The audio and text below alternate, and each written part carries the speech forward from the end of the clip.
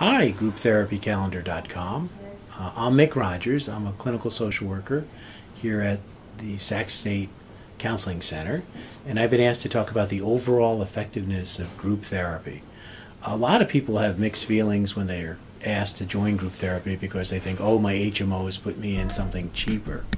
I want to let you know group therapy often is a better form of therapy than one-on-one individual therapy, especially because a lot of the people that are benefiting from group therapy are dealing with social issues of how to get along with other people.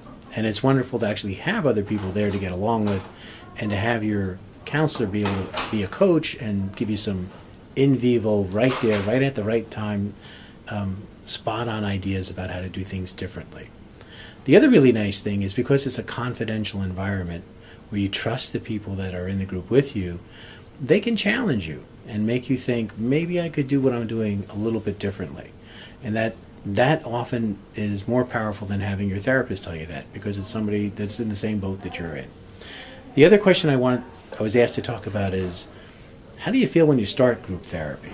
And I wanted to normalize that it's normal to feel nervous, especially if you're joining a group where other people have already been in the group for a while, and it's like jump rope and you're jumping in a pre-established group. But the therapist is skilled at helping you feel warm and welcome, and will work with the other peers in the group that you're working with to welcome you and make you feel immediately that this is someplace that you're safe and you can talk about stuff that's important for you.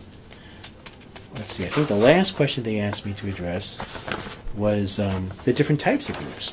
I've been doing group therapy for about 30 years. A lot of the times I was doing it either with children or with their parents. So sometimes you have very long-term groups. For example, if you have a group for parents that have children with autism, that can go on for years. However, you might also have a short-term group for parents that just found out their child is diagnosed with autism. They may not sound like psychotherapy groups, and they are more support groups, but often you're dealing with psychotherapeutic issues in those group settings.